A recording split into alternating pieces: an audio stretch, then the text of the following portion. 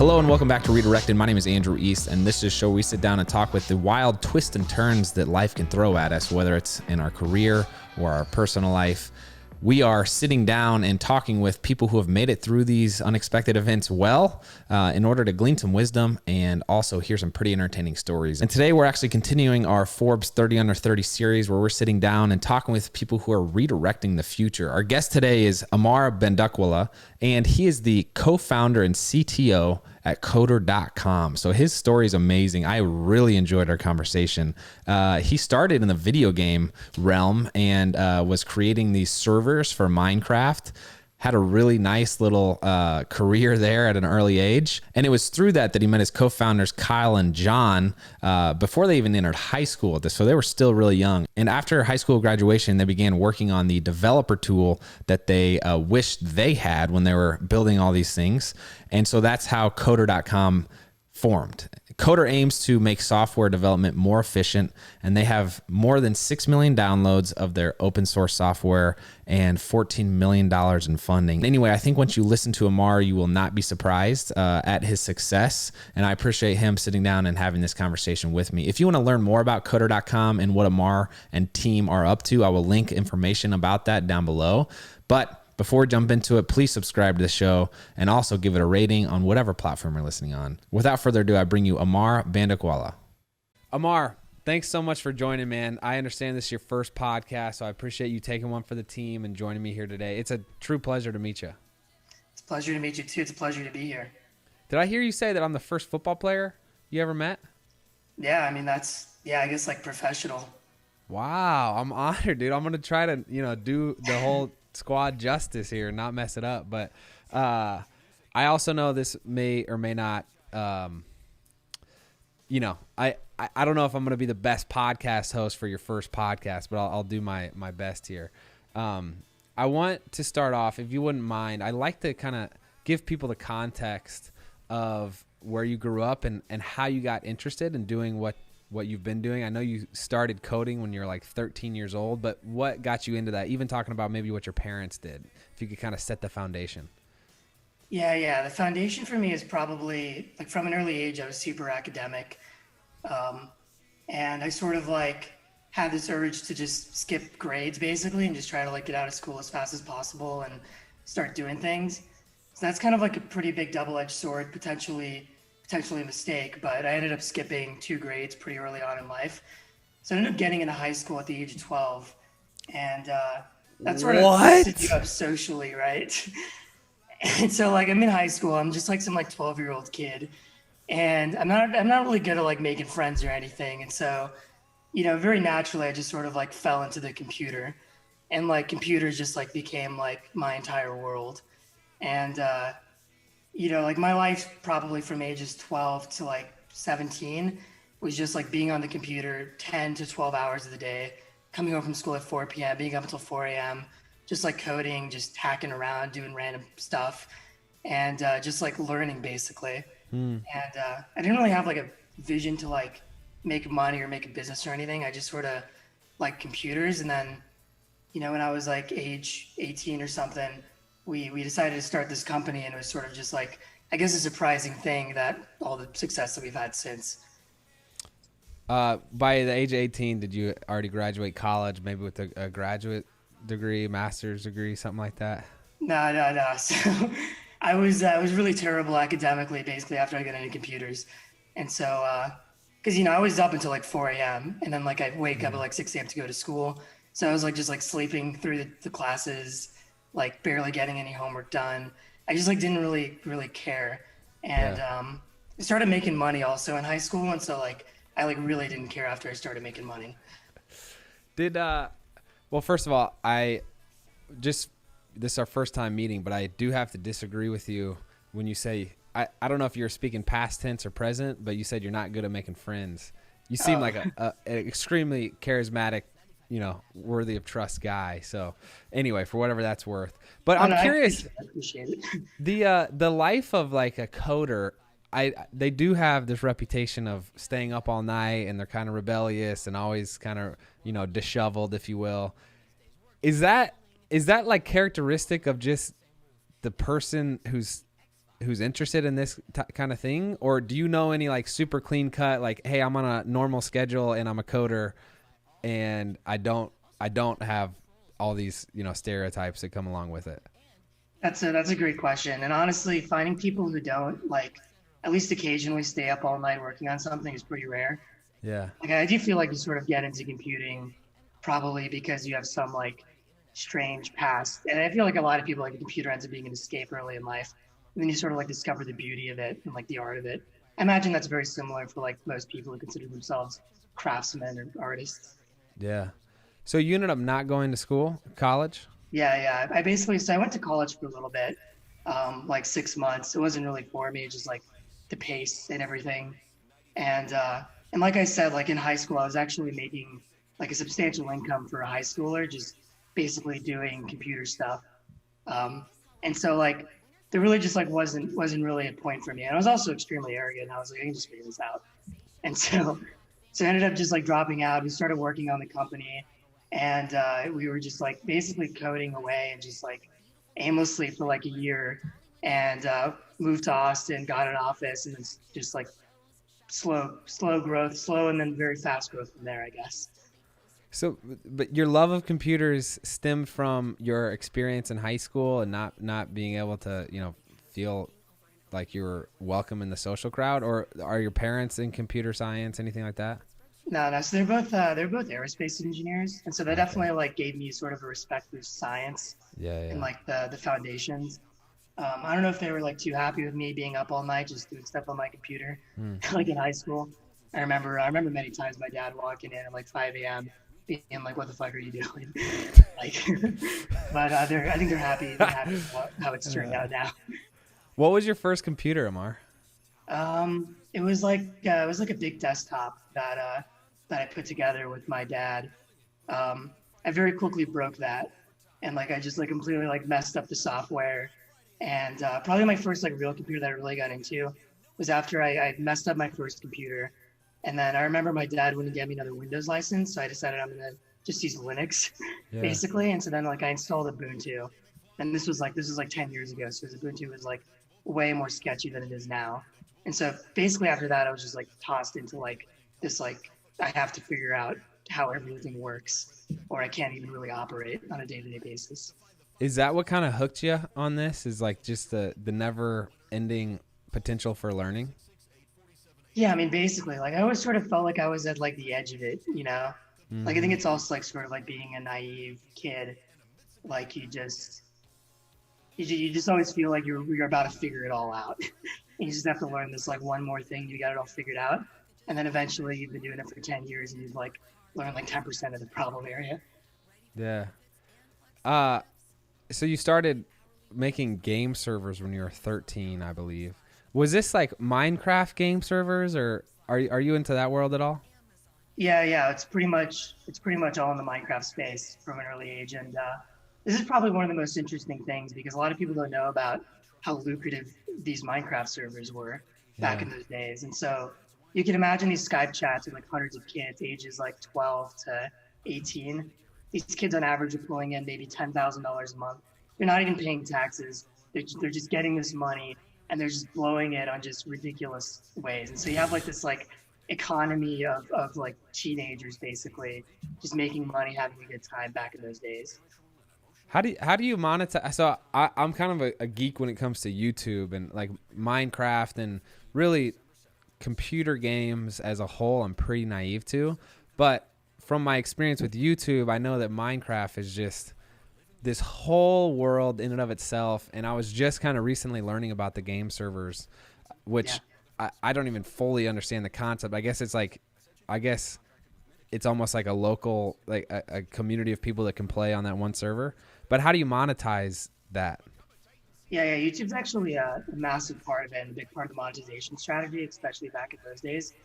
And so, sort of like you would create this server, which is like basically like a game within a game, because Minecraft is so flexible. So you can basically like make this own little like twist of the game, and then like try to build a community around that. And the beauty of it is YouTubers back in those days had no idea what they were worth. And so you would like go to a YouTuber, you would pay them like maybe $400 to make a video about your server, and they would in turn bring $4,000 or $5,000 of basically just revenue back to your server. And so what would happen is the kids would come on and they would want to get special perks, special privileges, and then they would go to like your store and they would just pay for it. Basically very similar to like how you pay for cosmetics in a game like Fortnite today, except you're just paying for like a mini game and it's just going to some 13-year-old fake account. Ammar, this is wildly interesting. So you're saying you're 13, 14 years old and you figured out this business model of reaching out to YouTubers, paying them. You were doing sales and outreach and all this orchestrating. I'm appalled at how you were able to figure this out. Like, what? I mean, I wish I could take credit for it, but there's a large community of kids doing this stuff. So like, I wasn't like, I mean, I might have had some like novel things that I did, like with managing servers and sort of like the technology behind them. But like, yeah, I mean, there was a large community. I mean, there was like kids who you would pay them $100 an hour and they would just build you Minecraft structures for your server. There were kids that would build you these plugins. They would build these little websites, and so it was just like it was a whole economy and community. What was your twist for the server? I'm curious. I was like sort of considered like a system administrator, so I like really understood Linux well, right? And so like I could come in and basically make sure that a server would work for a very, very large amount of players, like thousands of players. I could keep it online, protected from denial of service attacks. So basically just more on like the scaling and operation side of things. Wow. It's so interesting because the ability to not, I guess it's your skill set too that probably naturally led you down this path, but I've always had a hard time thinking about, I guess to use the analogy of the gold rush, you know, like they say the people that made the biggest fortunes were the ones selling the shovels, not the ones actually looking for gold, right? It was like, You're the guy selling the shovels. I've always had a hard time having that mindset. I've always been like the one digging the gold. So it's like, it's just amazing that at such a young age, you were just you had that type of insight. But was this the world in which you met your co-founders for Coder? Yeah, exactly. And so they were running a server. I was running a server at the time. Their server probably revenued like $30,000 a month on average. My server revenue probably like $10,000 a month. And I just say that it's to give scale for like how much money you're giving to people who have no clue how to spend money, and like sort of like the havoc that can arise from that. And so I sort of met them, and I was helping them basically like scale their server and like just helping them get involved in the Minecraft community, so to speak. And it was basically like, it was just super casual. We just like started hanging out on Skype. We started just working on different like projects together, even like outside of the Minecraft world, just like little like programming things and ideas, like peer-to-peer file sharing, like security companies, just random things. And so like by the time we actually started this venture, we had known each other and we worked on stuff for probably 2 or 3 years. Wow. I'm really excited to get into Coder, but I'm curious. You brought this up several times. I think you said the habits that are derived from making that much money and not knowing how to spend it. Is that what you said? Yes. What like expand on that? Yeah. I mean, I feel like for me, that was like a big part of growing up. So like, I guess one thing is like, it's sort of like creates distance between you and your parents because they can no longer use finances to leverage you because like you own your own stuff. You can go and like get a hotel room if you're ever like salty or something. You can just get like a cab and whatever. I kind of felt like that sort of like increased my like arrogance and ego quite a bit as a kid because I just had way more money than any of my peers. So I would just do like ridiculous things like we would go out to a steakhouse and in senior year of high school, just go to a steakhouse every day for lunch. It's like a ridiculous concept that I wouldn't even think about doing now. But you know, like I feel like that was like one of my first tastes of like, that like money doesn't really actually buy you happiness. Because like I sort of got to this thing of like making more and more money as a kid and then spending it all and then like not really like it was like sort of being in a hamster wheel. And also just like sort of like the ego risk of a lot of money sort of like making you feel like you're like a bigger person than you are. This is fascinating. I'm curious how long would you say, reflecting on that, it took you to adjust and reach this current mindset you have now, which seems to be more about balance, less about, you know, making money and spending money with such fluidity? How many years? Yeah, I mean, probably like after like basically like my server like died out around like the age of 16, 17. And I'd probably say like a year or two after that, I sort of just like came to the realization like I don't want my life to just be like about like making a bunch of money and just like being like a personality. Like I wanted to be about something that like gives like more like intrinsic feeling of goodness and fulfillment. Do you And feel like I've identified that as like the art of the craft and like just doing good things for the world. you're achieving that with Coder? Yeah, absolutely. I definitely feel like we're achieving that here at Coder. If you don't mind, fill us in on what Coder.com is. Yeah. So basically, we wanted to solve the biggest problem we could possibly solve. So as I mentioned, we were working on all these like various little projects, sort of like not really applying any discipline to them, just like starting stuff and then stopping stuff. And we basically came to this decision that like if we want to really be successful, we really want to make something important, we have to stick to something, and even if it like has shitty times, we just have to like persevere for a very very long amount of time. And so this problem that we identified with Coder was is pretty simple. It's basically just we want to make developers happy and in creative flow 100% of the time.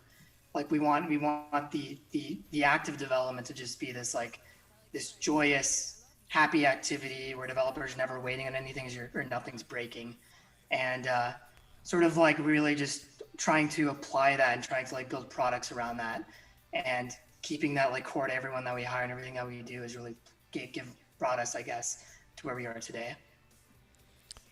What do you mean by keeping the coder in flow? Yeah. So like I guess flow is like this concept that a lot of like artists and craftsmen refer to. It's like if you played like a video game, it would be like when you're right at the edge of like your skill in the video game and it's super engaging and you can't like get ripped away from it. And if someone does, you're like kind of like frustrated because you have all this context. Dude, I love this, man. Okay, what are the things that prevent? So I recently read a book called The War of Art. Are you familiar with this? No. I think you might enjoy it. It's you've used several vocabulary words that are similar, but he talks about this idea of flow, right? And like when you're just kind of in your stride and your mind is, beautifully dumping all of this creativity into whatever you're doing. But he talks about resistance and how it can come in the form of, many different forms of distraction or of like whatever it is that prevents you from hitting that. For a coder, what are those forms of resistance, and how does your project solve that? Yeah. So the forms of resistance, sort of the main ones that we've identified, are waiting on things to complete. So like as a programmer, you're like writing code for like 15 minutes, having a great time. Then you like have to do a test. Now you're waiting for maybe 20 minutes on a test. And like that's going to be a massive disruption to your flow. You're going to go on Reddit. You're going to go like mess around on Facebook. Or I don't know. Like you're just going to like go fuck off for a while, and that's going to like break you out of it. So that's like the one big thing. The other thing is when things break for no good reason.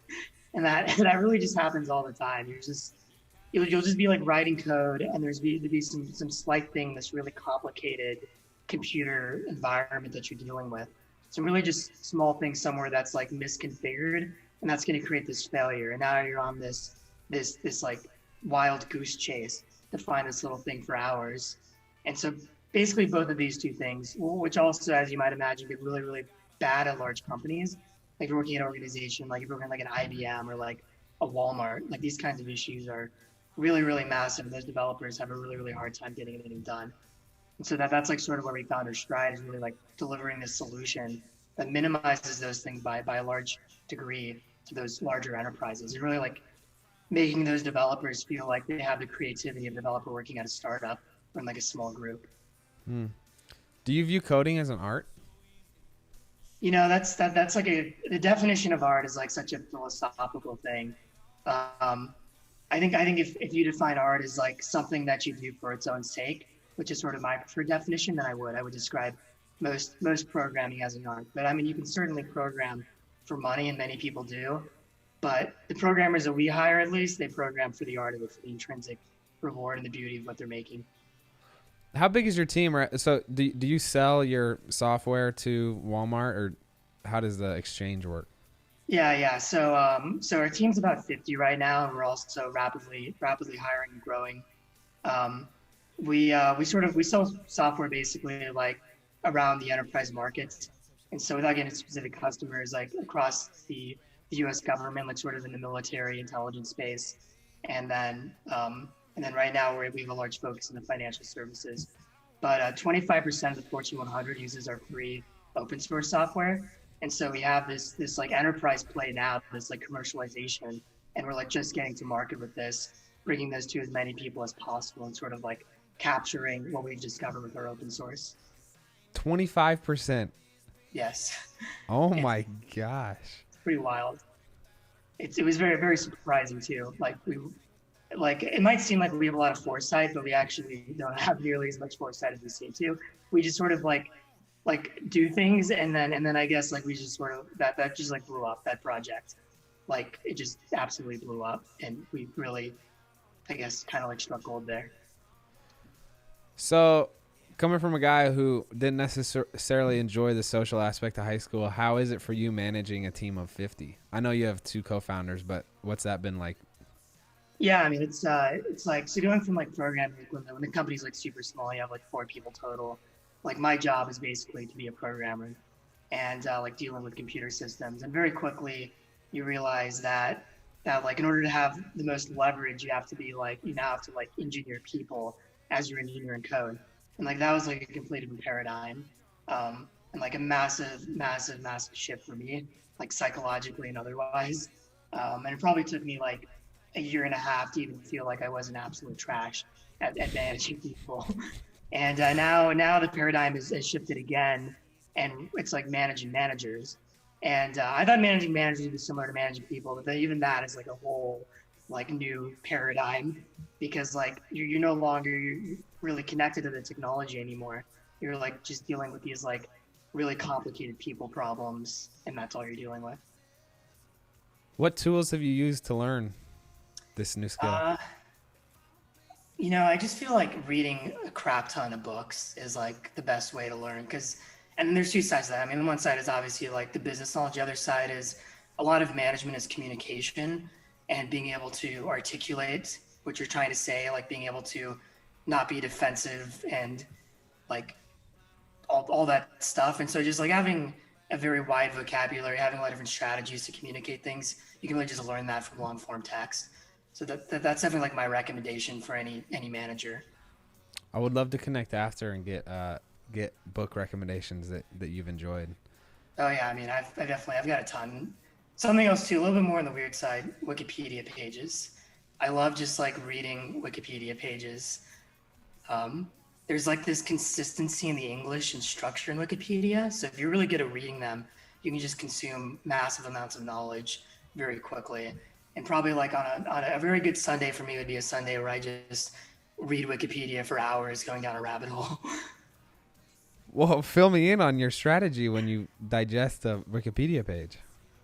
Yeah. I mean, there's not much of a strategy. It's sort of just like whatever interests me in the time. Like last weekend, it was just like chess. Like I was just like reading about chess for hours straight. But how do Um, you skim it? I don't really skim it. I honestly just sort of read it. But you said there's like a system to how it's written.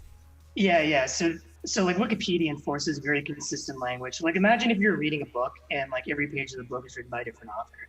Like imagine how slow like that process would be. Of because you're just like these little like words they're using, these like sentence structured things like are like breaking your flow as you're reading. But with Wikipedia's moderation, like enforces such a consistent grammar and neutral language that like if you're just good at that style of authorship, you're just like able to consume so much knowledge. You just mean you can rip through it quicker because you're not stumbling over their syntax or anything. Exactly. You're able to just read it so much faster. Mar, you ever think about how differently your brain works than the average person? A lot of people tell me that stuff. I don't really think about it too much. Try not to compare myself. But yeah, I mean, I definitely take a different approach to life than most of my peers. I think it's an amazing gift and a responsibility that you seem to be using well. But I came across I don't know if it's on your website, but the purpose of Coder and the project that you have going is to increase the quantity of coding, pretty much. Like you want coders to code more, right? Yeah. What is it about coding that the world needs more of? So it's a good question. Sort of like why is software taking everything over and like exponentially growing and all these ideas and all that. I think it's really this concept of infinite leverage. So basically, when a programmer writes a line of code, they write a function to do something. I think about someone who implements who shaves 100 milliseconds off the Google search. Like that line of code can be ran billions of times without the programmer doing any more work. It's like a good software engineer at Google can very easily shave. I don't want to say very easily because Google has big problems, but theoretically they could shave 60 years of human life in just a few hours of really intelligently solving a problem. And there's just very, very few skills, crafts. I can't even think of really any with that level of automation. Maybe people management, you can sort of direct people. And especially if you're directing people who are writing code, you can sort of get that kind of leverage, but it's extremely rare. So essentially to make things more efficient, right? This is philosophical, but do you ever think about is there a cap to efficiency? To a certain degree, I feel like me personally and maybe others don't know what to do with all the free time. They say the future is going to be, we don't, as humans, have to work and food will just appear and we have our basic needs met. And then it's well, what do we do? You know what I'm saying? I don't know if you've thought about this at all, but it's interesting to me. Yeah, it is interesting. I guess from my perspective, I would think that everyone just becomes more artists in a way. People just start doing things more for the intrinsic reason of doing it. Like video games are a good example, where most people aren't doing video games for some extrinsic reward. In fact, there's extrinsic reasons to not play a lot of video games, but you sort of just do it for the beauty of the act, getting headshots in Counter-Strike or whatever. It's just a fun time. And so I really just hope that the world trends in a direction where people are just playing more and they're just having more fun. And I guess I would hope that your life is more fun right now with all the free time that you have. I'm curious. I see a motorcycle helmet maybe behind you. What do you like to do? What do you like to do for fun, Ammar? I rode a motorcycle for a little bit. For fun, honestly, reading Wikipedia pages for me, one of the most fun things I can have. One of the fun things I can do. So I climb, I boulder, I bike a lot. Cycle? Yeah. I just awesome. Sort of just go around. Recently did this 60-mile route with a friend of mine who was actually my co-founder Kyle. It's nice. Pretty insane. So yeah, we just sort of do random things. We travel a lot. We went to Yosemite a couple weekends ago. Do you take Sundays off? It's a good question. For me, working doesn't really start and stop anymore. It's sort of just this continuous thinking and continuous crunching of your problems, and because I'm not really programming anymore, so it's not I have to be at a computer to really be working. And so I don't know, if I had to think about the amount of time I really spend thinking about work, probably 60 hours a week at this point. I've recently tried to, I hit a point where I was working 7 days a week, 11 hours a day. And we had a kid, which is a forced stop for that. But I've tried to devote 1 day a week and just answer the question, if I could do anything that I really truly enjoy in life, what would I do? Right? So for me, it's going on a bike ride, taking a walk, starting a campfire, reading a book, all these different things. But it's been it's been a really good challenge for me to be you work because you love it, but also because you want to make a living. But then it's what does that living actually look like? So anyway, that was a tangent, but it's interesting that 100 years ago the metric for success was how little you were able to work, and now it's maybe as a result of specialization, a measure of success is how much you're able to work. Yeah, I might actually disagree with that. I might actually say how little you can work is still like a good metric to live life by. But in the sense that you, as you say, you're you're almost in a constant state of flow of solving these work related problems at the very least, you know? Yeah, yeah. I guess like work and play too is like when you're sort of like playing at work, then Yeah. like it sort of like doesn't feel like you're working. So maybe Yeah. that's like an important distinction. But as far as like working like long versus like working smart, like if you're a software engineer, you can work for 2 hours and make more money than like a fry cook working for 20 hours. So there's definitely still like a lot of ways that you can structure your life to where you're like actually not working very much. I, What are your goals with Coder? And then I also want to know just your personal goals in life. yeah, yeah. Yeah, I mean, with Coder, like we want to see a good outcome for the company for the team, um, but like probably the primary thing we really want to do to society is give software engineers this platform, this ability to just be in this creative flow all day long. So just like someone's playing a video game all day long, having a blast. We want that for software engineers, and we want that for software engineers, no matter the size of their organization, no matter if they're dealing with some like really Byzantine security policies because they're in like a 20-year-old code base in the military. Like basically just like this universal idea of software engineers and creative flow. And then that's sort of like the success criteria for the company. Probably take us many more years to hit it.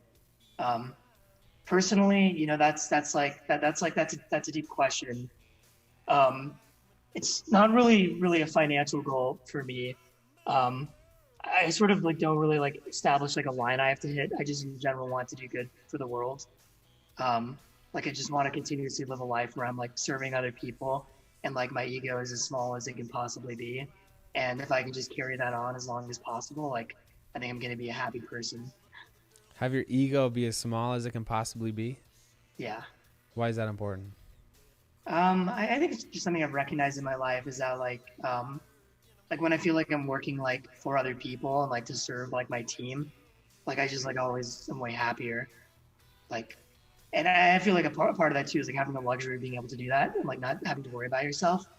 Um, like sort of like lets you like really worry about other people. And I just find like that's just a way more pleasant way to live. Where every day like I can go to sleep and I can be like, I did good things today, and I'm not like nervous about my contributions to society. I'm just like feeling really good about myself. Do you take a lot of time to stop and reflect on things about life? Yeah, yeah. I like yeah, I guess something I should have mentioned is like meditation is like super big for me, like mindful meditation. And it sort of sounded to me like you might do some of that on your Sundays. Yeah. Just like be present. Is this something that you were introduced to? I know that's big in the Austin tech world. Is this something that you've been newly introduced to or have been doing for a while? I've been doing it for about 3 years now, just sort of like as a company, like sort of as it got more and more intense. And like I just found myself really just like carrying like this debt. Like you just like end up carrying like emotional debt where you're like getting over leveraged and you're like making all these like promises that you're not like able to keep. Like and I feel like everyone probably goes through those periods. And I just wanted like I just realized that that was just no way to live. And so like I try to like meditate like every day and just like make sure I know like where I'm at with that with the debt I have in the world, like what things I haven't closed out. Do you have any role models or people you really admire, look up to? Uh yeah. I think Sam Harris. He's like I love his app Waking Up, and I love his conversations with people on like mindfulness and like altruism. Like I think he's probably like certainly probably like my number one role model right now. Um, and then this kind of generic, but I like Joe Rogan a lot. I think Yeah. he's got such this broad amount of information from like the wildest people on his podcast. I always say both of those two people I find super interesting. So Sam Harris made a large argument for the metric of success. It was, oh man, I can't. Maybe in May, had I think a full conversation about it with someone discussing wealth inequality and talking about how like Zuckerberg works all day every day, right? And I thought it was a really interesting point where it's like, man, it does seem that the trend is towards busyness, and that's like if you say, what are you up to today? Nothing. As an adult, nobody, nobody's going to take you seriously. Yeah. I'm actually going home next week, and I've been telling people I'm just going to do nothing, and they don't really understand that what it means to actually do nothing. Yeah. But I totally value that. How much nothing do you have in your life? I'm trying to increase it. I used to have, geez, I used to work 7 days a week, and honestly, it was a way I was raised, where it's like, okay, you got to do more. And I was Boy Scout. We go to Boy Scout camp, and in a traditional week, you'd get 4 merit badges, and my dad was like, we're gonna get 13, right? So we would just kind of binge everything, which probably a lot of whatever I've been successful with, certainly in football, is a result of that. But now I realize, like, I've more and more been fortunate to have the realization that you did at age 12 of like, okay, I guess I've been doing a lot of this, not necessarily consciously, but at some level to like get more, whether it's awards or money, like, right? Like that's just kind of, I guess, some way of me self-affirming myself. And then I realized how pointless that is. And so trying to answer this question of like, okay, what do I actually love doing? And it's, a lot of it's serving my wife and being with my daughter and being out in nature. We live in Nashville, which is beautiful. I know Austin is too. Yeah. And it's like, anyway, it's been a really interesting challenge, but again, it's like a constant battle against busyness. Yeah. It's good, like a hamster wheel, basically, what you mentioned, like with awards and with money. Mm-hmm. You can just keep on going up, and like you always like get conditioned, I guess, to where you're at. It's definitely like a big part of life. The sooner you can like sort of break out of that, the better. Yeah. And I guess, but it sounds like now you're like sort of out of it, and you're like way more focused on like relaxation and balance and like other metrics. Yeah. And honestly, just like again, been fortunate enough to have the experience of having work that can be impactful. And so now that's like a really strong motivation, but it adds into it kind of increases the battle of, oh, well, I find a ton of meaning in this, so I need to do more of it. But no, that's not how it should be done. But I'm curious. So like, your childhood experience, if you had a kid, or maybe if you could do it again, is that how you'd do it again?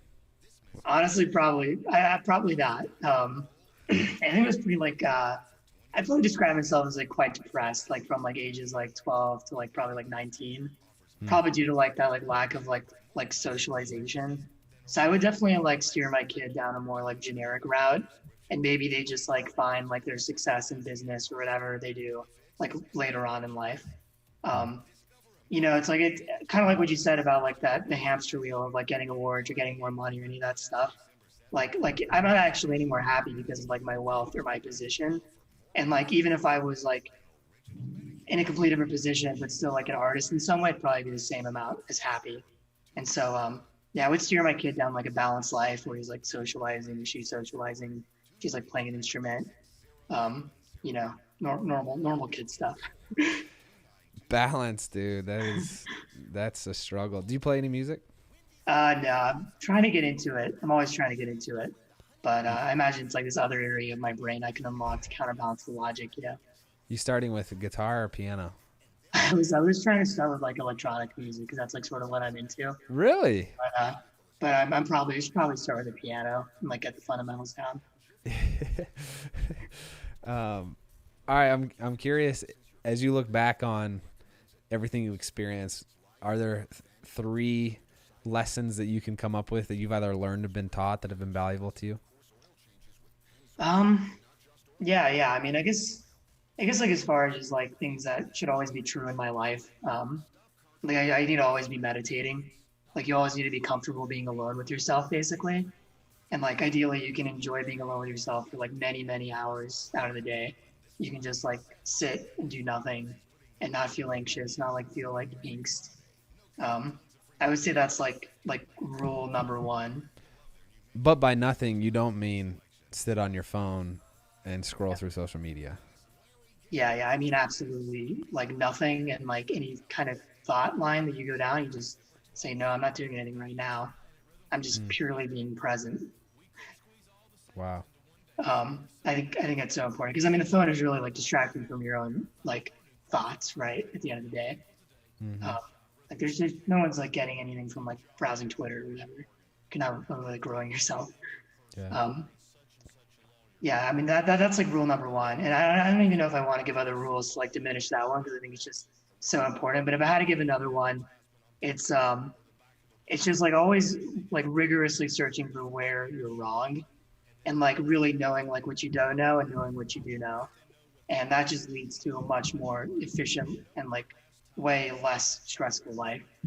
Just like probably like as a kid I was like way more arrogant than I am today, and I'm just thinking about like there's a lot of people who can't like admit like if they don't understand something and they like sort of like have this like imposter when they like try to understand it or whatever or pretend to.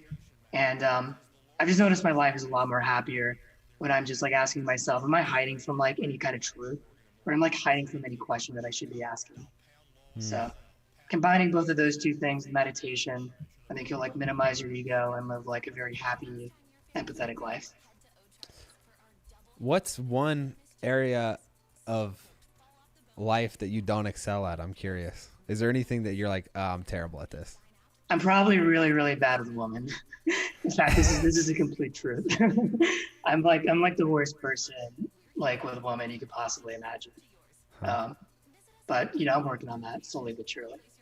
Well, that's interesting. I was just actually speaking with someone about how I have zero game when it comes to like romance. I don't freaking know how I married my wife, but my game, if there was any, was the ability to be introspective or spark introspection and like just the I guess deep conversations to dumb it down. And I do have to say that this is one of the most insightful, I think, podcasts that I'm gonna have to digest interviews that I've done. So I appreciate that, man. I'm really impressed with you as a person, with what you've built, with your mission behind it, and I really enjoyed this. I hope you did too. Yeah, thank you. Thank you for that. And yeah, I definitely enjoyed this. Yeah. Look forward to staying in touch. Yeah, for sure, man.